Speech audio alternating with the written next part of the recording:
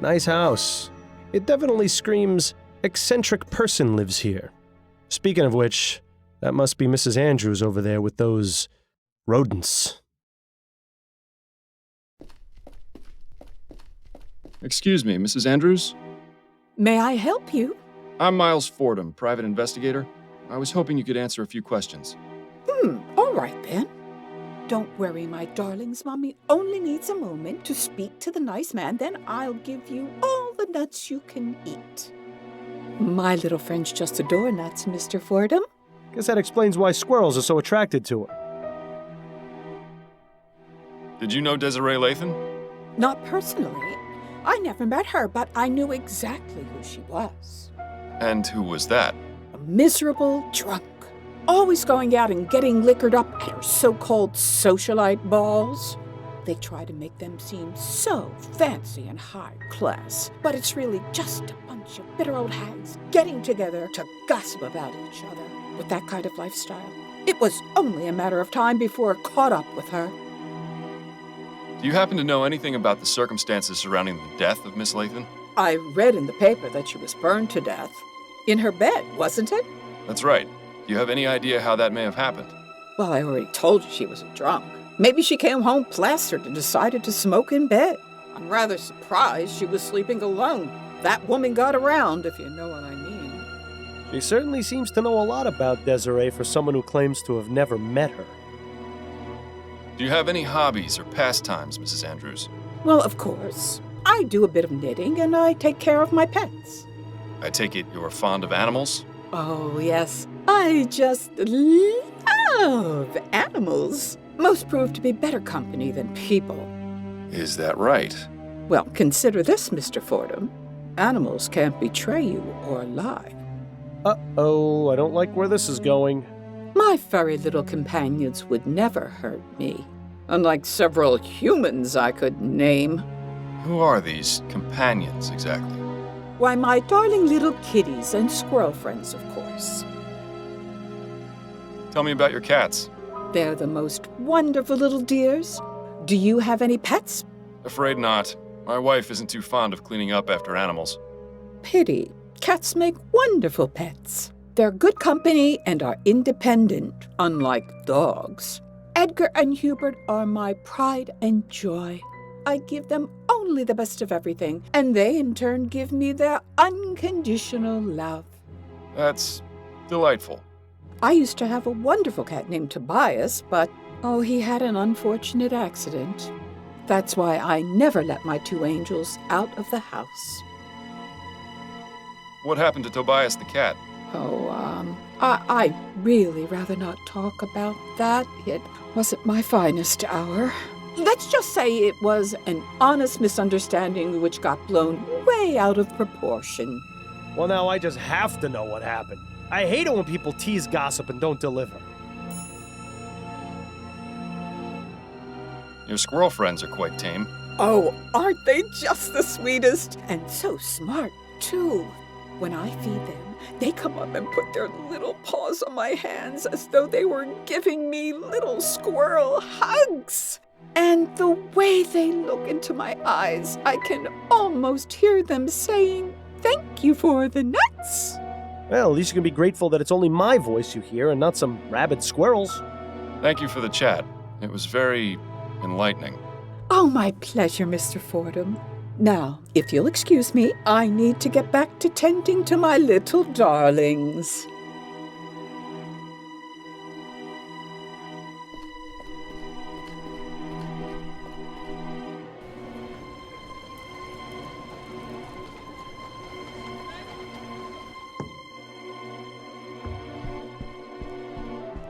Mr. Andrews, Yes? is there anything you can tell me about your wife's old cat, Tobias? Oh, God, there's a name I was hoping never to hear again. She loved that cat. I'm sure she would have married it instead of me if she could. Mangy little bastard was always leaving a mess and knocking things over, but he was Peggy's little angel. Then one day I'd had enough, so I let him outside, and Yes? the stupid thing managed to get itself killed. Then things got ugly. How so? Peggy got a bit carried away and, well, Let's just say I never imagined a cat could earn someone a criminal record. The plot thickens. Or perhaps sickens. Thanks for your time, Mr. Andrews.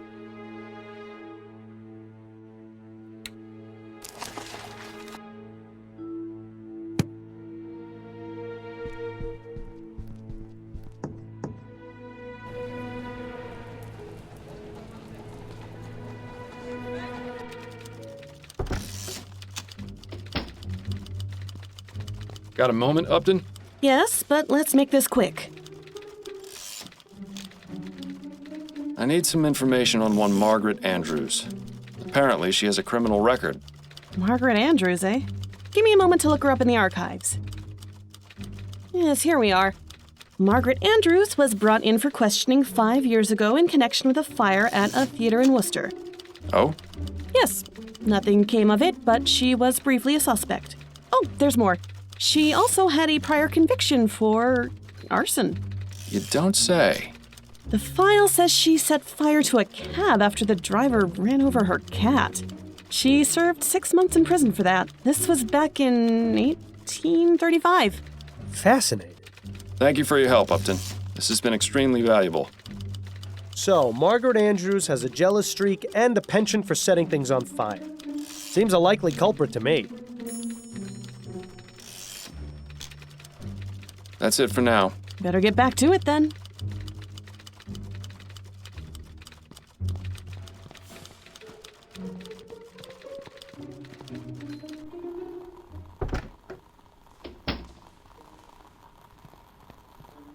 Pardon me, Edwards.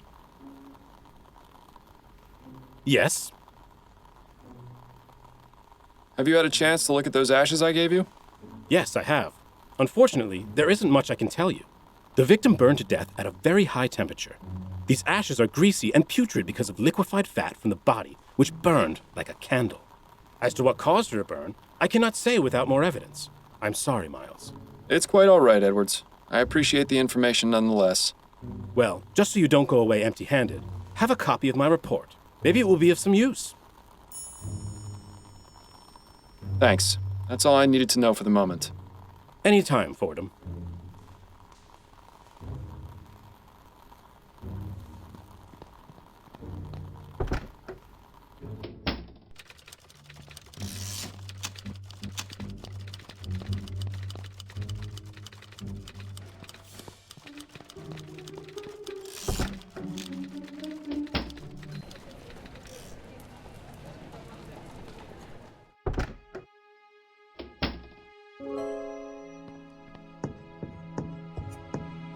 Begging your pardon, sir. Yes? Perhaps Mr. Usher will see me when he sees this. Oh, what's that? A report from Dr. Malcolm Edwards, the city coroner, confirming Miss Lathan's untimely demise. Let me see that. Oh my. Wait one moment, would you?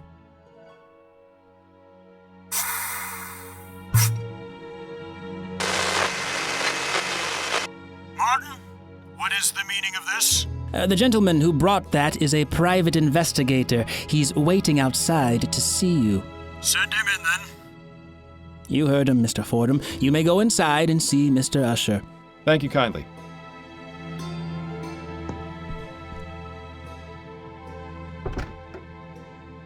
So, a private investigator, are you? That's right. Miles Fordham is my name. Jonas Usher, a pleasure to make your acquaintance. Pleasure's all mine. So, it would seem that Miss Lathan has shuffled off the mortal coil, as it were. I'm sorry to say that is indeed the case. Please come in, have a seat. Make yourself comfortable. I only ask that you kindly wash your hands in the basin first, and limit what you touch in here. This one seems a bit on edge, doesn't he? Thank you, Mr. Fordham. I appreciate your cooperation.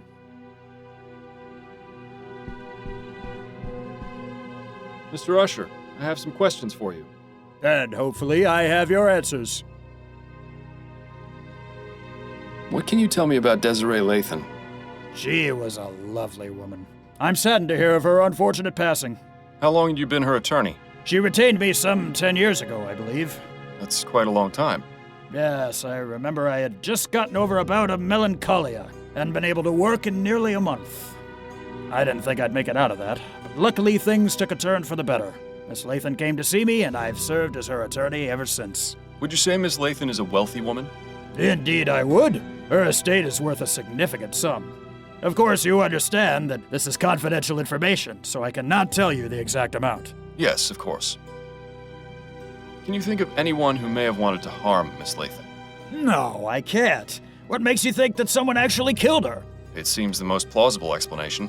Miss Lathan was getting on in years. It's likely she may have developed a case of pneumonia. That's the most common killer of the elderly, you know. I had it when I was younger. Most unpleasant.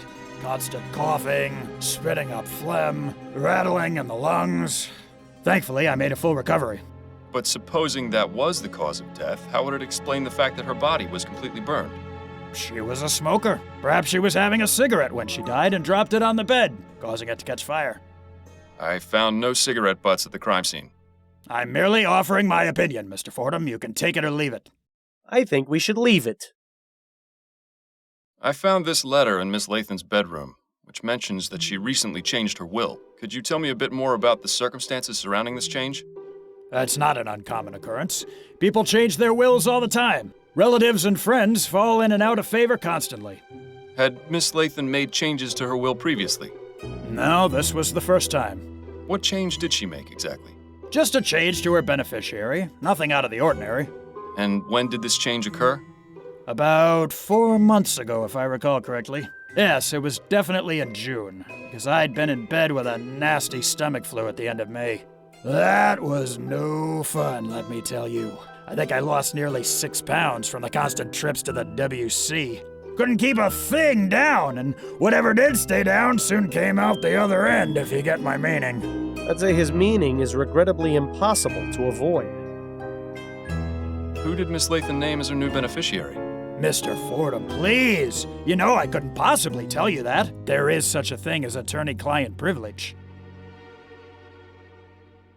I'm aware of that. However, Miss Lathan is deceased. Therefore, it stands to reason that she is in fact no longer your client. True, but her estate is still in my hands. I'm not going to betray her trust just because she's dead. About Miss Lathan's beneficiary. I told you, Mr. Fordham. I can't divulge information protected under attorney-client privilege. Do you not find it suspicious, Mr. Usher, that Miss Lathan died under such mysterious circumstances only 4 months after naming a new beneficiary? You said yourself she was wealthy. Does it not make sense that someone might have wanted her inheritance? I suppose it's not entirely out of the question. Right. So tell me the name of Miss Lathan's beneficiary so I can determine if this was, in fact, a murder. Very well. It was a man named Roger DeVay. Do you have any information on where I can find him? Only his address. It's 775 Pumblechook Place in Chumley. That'll do nicely. Thank you, Mr. Usher.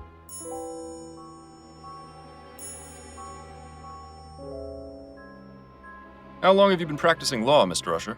Usher & Price has been operating since 1805. I took over from my father 15 years ago. The stress hasn't helped my heartburn, I can tell you that. Why, just last night I was tossing and turning because I couldn't stand the burning in my throat. That's why I've got these bags under my eyes, you know. Ah, yes. And Mr. Price? He's still here, although I think he'll probably be retiring soon as well. But the law firm has done well over the years, and I have a feeling it'll do even better in the years to come. Oh? Why is that? We're currently beginning a group litigation against Royal Maverick for the Lygia disaster. I'm confident that we'll recover quite a significant sum for the families of those killed. You weren't by chance affected by the disaster, were you? Thankfully, I wasn't, no. Shame. You could have joined the class action and done quite well when we win. You know, I always thought we detectives made our living off human tragedy. Mr. Usher, I've noticed from your rules and habits that you seem to have a particular aversion to germs. Why is that, if I may ask? I've been ill most of my life, Mr. Fordham. I was a sickly child, and unfortunately my condition hasn't improved with age. It's a miracle I'm still alive. That's why I'm so careful about exposing myself to germs. I see. How's my color? Do I look pale to you? Not particularly. I saw myself in the mirror this morning and thought I looked a bit peaked. Also, my leg has been hurting more than usual, which has been cause for concern. Now you've really done it, Miles. Yes, well, moving on. Thank you for your help, Mr. Usher. The pleasure is all mine, Mr. Fordham. Stern-looking lady. Is there anything more boring than books on law? Just reading the titles is making me drowsy.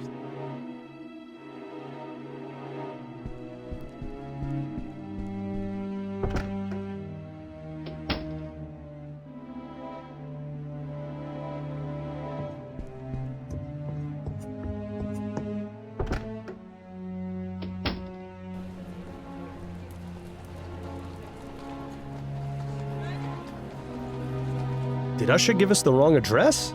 This should be 775, but there's no building here. Excuse me. Yeah? Is this 775 Pumblechook Place? Yeah, it would be if the building were still here. Oh, I see. Might I ask you a few questions? You can ask. Do you know Roger DeVay? Know him? Of course I know him. He lives here with me. He does? Well, whenever he decides to come home, anyway. Rest of the time, I suspect he finds a way to sleep at his job. Me, I do the same, except I can't stand the smell of the horses. Do you know where Mr. DeVay works? Nah, he never told me. Do you know a woman named Desiree Lathan? Nah, I don't know many women. They're not too fond of my company. Well, I don't understand why. I always try to be a perfect gentleman. Guess it just don't got the charm. I've asked Roger to give me a few pointers. He's a big hit with ladies, you know. Is that right? Oh, yeah.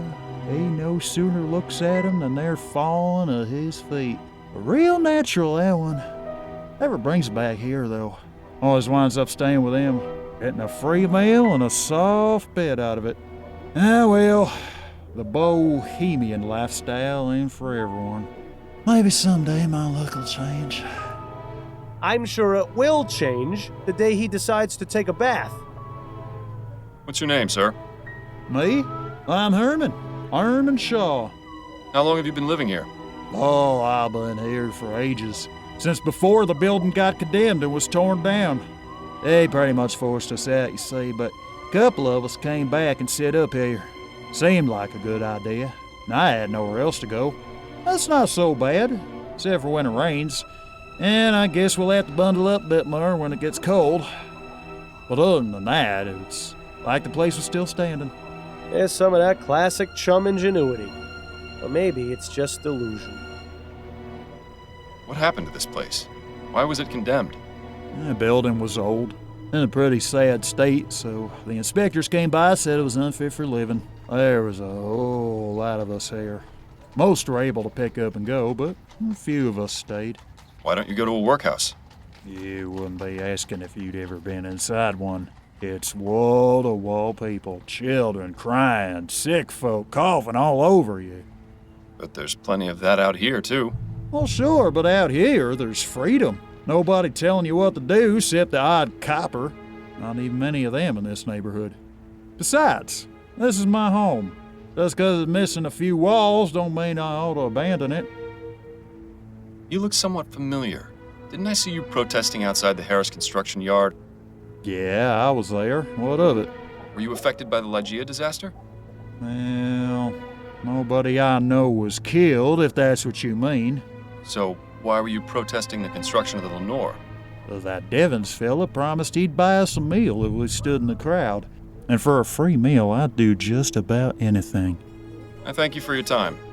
Maybe give us a shilling or two for the trouble? I'll consider it.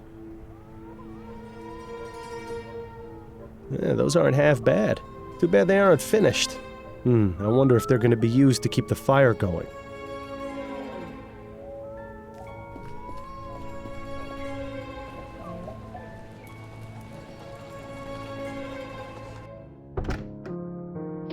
I'm here. Seeing you come home always puts a smile on my face.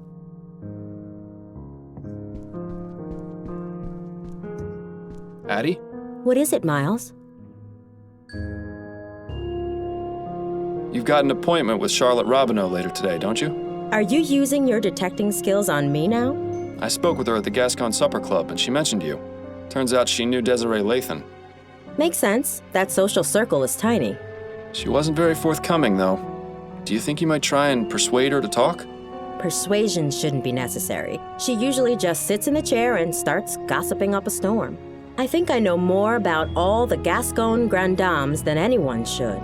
That's good. That's very good. Right. These are the things I want you to ask her about. So you want me to take off about an inch, but keep enough for your curls? Yes, that's right. You know how I like it, Adelaide. Has anyone special caught your eye recently? Ha! No, I think I'm getting too old for most of the young pups I see around these days. Besides, marriage has proved to be more trouble than it's worth. I'm finished with that whole game. Although there was one fellow who came into the supper club today. Pity he was only interested in asking questions. Oh? Yes, the dark brooding type. Sleepless nights etched all over his face. Still handsome, though. I invited him to join me for a drink, but he refused. Said it was too early to be drinking. Is that so? Life is too short to be so uptight. Probably for the best he didn't join you for that drink then. How was the Grand Dame's ball? Was your hairdo a hit?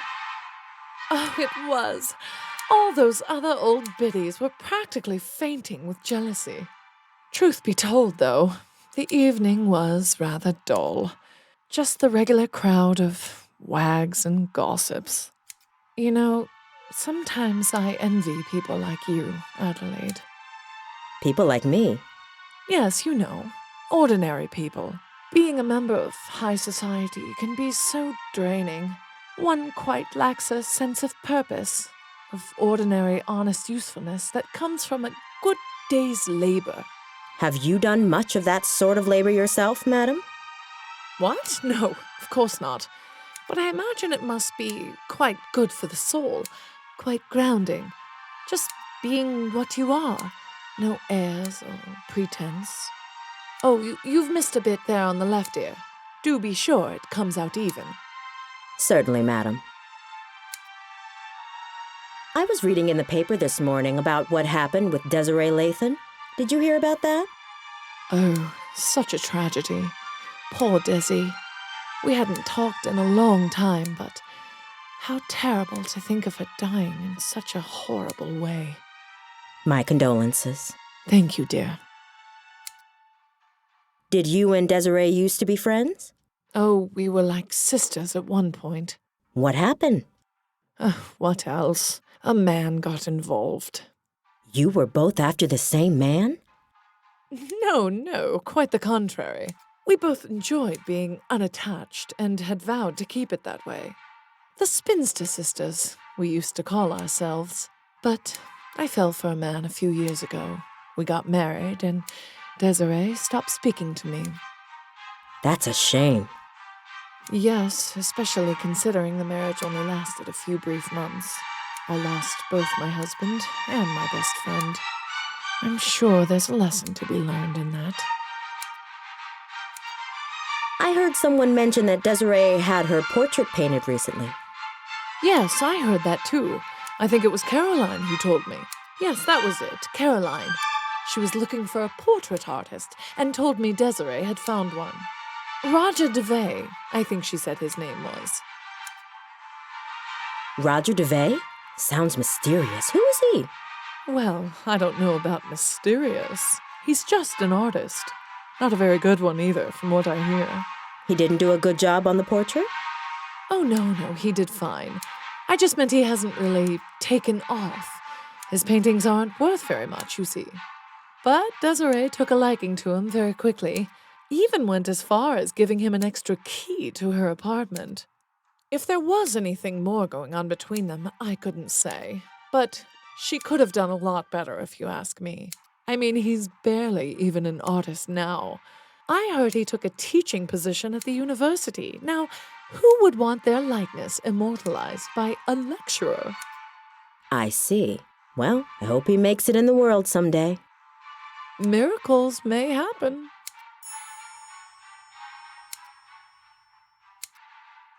I have to say, your musical selection for today is lovely. It's nice to know someone like you can appreciate some of the finer points of culture. In case you were wondering, the piece is the Fourth Symphony by a composer named Theophilus von Wagner.